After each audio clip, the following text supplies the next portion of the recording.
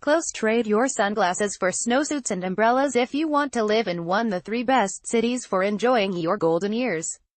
Buzz 60's Sean Dowling has more. Buzz 60. Imagine for a moment you're ill-prepared for retirement and don't know what specific actions could change that situation. Stephen Wendell, head of behavioral science at Morningstar, an investment research company, recently laid out 8 changes that could help retirement savers do a better job of building a nest egg. According to a paper by Wendell, the actions fall into 3 categories: financial planning, adjusting one's standard of living in retirement, delaying retirement, and increasing contribution rates, investing, increasing net returns from investing, using a more aggressive asset allocation, investor behavior, signing up for increased contributions over time, and choosing whether to invest one's savings at all. And here's some good news: austerity isn't necessary to reach your retirement goals, according to the report, Easing the Retirement Crisis, How Financial Planning and Personalized Advice Can Head Off. Extreme austerity, more money, trade wars, what 401k investors, consumers need to know: more money, stocks drop, wipe out gains for the year after new Trump tariff threat. More money, CVS launches prescription delivery nationwide instead. Wendell found that combining multiple, less extreme changes, delaying retirement, contributing more to your 401k plan, and lowering one's expectations for retirement, can be tremendously effective at improving retirement readiness. If Americans delayed retirement until at least age 67 and contributed at least 6% to their retirement accounts, that would boost the percent of American households having what they need from 25.6% to 71.2%, Wendell wrote in the report.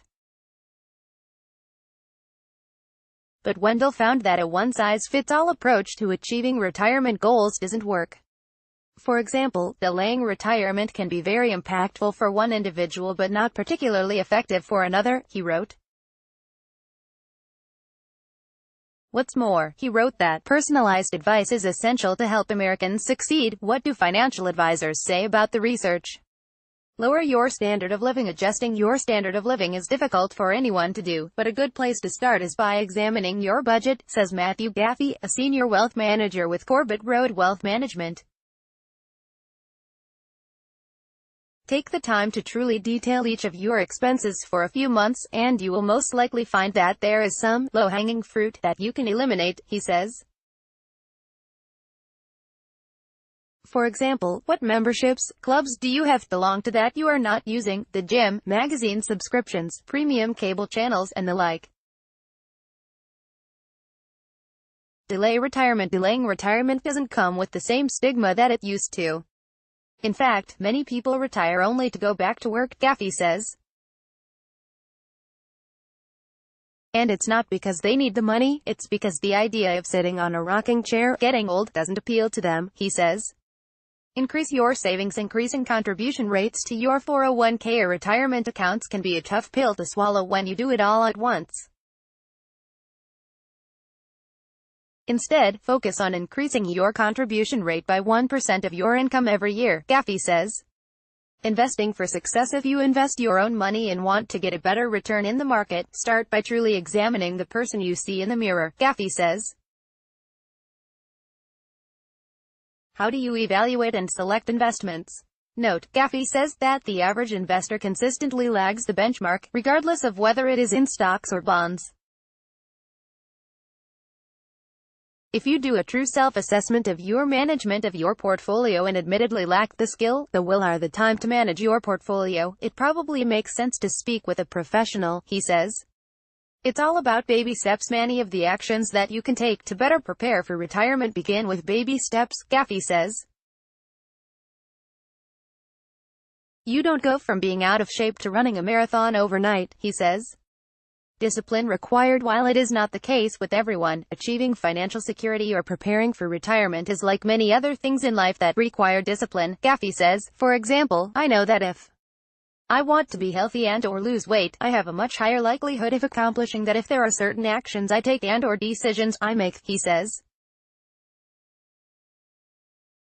If I am serious about losing weight, I should put together a plan on how to attack the problem, exercise regularly, change my diet to incorporate better food and smaller portion sizes, and make generally better decisions surrounding my overall health. That doesn't mean, Gaffey says, that you can't have the occasional glass of wine or piece of cake, but those really need to be more of the exception than the rule. By an ALDA, one risk that you'll face in retirement is something called longevity, the risk of outliving your money.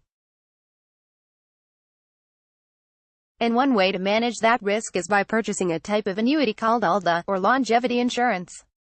ALDA is more of an insurance against a person's longevity, says Carrie Uffman, founder of TWRU Private Wealth Management, in Baton Rouge, Louisiana. Typically, people who purchase an ALDA are older, say ages 50 to 60, and use 10 to 30% of their retirement savings to fund it. The ALDA would start paying the owner a stream of income for life, starting at age 80 or 85, for instance. According to Uffman, buying an ALDA allows retirees to split their wealth into two time horizons, before age 85 and after. A reverse mortgage with line of credit at age 62. Having a reverse mortgage with a line of credit provides homeowners with money they can tap into later in life. What's more, Uffman says, the line of credit grows at a rate higher than that of a conservative investment portfolio. A reverse mortgage loan allows homeowners to borrow money using their home as security for the loan, just like a traditional mortgage, according to the Consumer Financial Protection Bureau. Unlike a traditional mortgage, though, borrowers don't make monthly mortgage payments. Robert Powell is the editor of The Street's Retirement Daily, www.retirement.thestreet.com, and contributes regularly to USA Today. Got questions about money? Email bob@powell@allthingsretirement.com. The views and opinions expressed in this column are the author's and do not necessarily reflect those of USA Today. Close-faced with a wave of baby boomer retirements and a worsening labor shortage, many employers are trying to hold on to their older workers, persuade some to return after retirement, and even recruit those retired from other companies. Read or share this story. https://usat.ly/2live23q7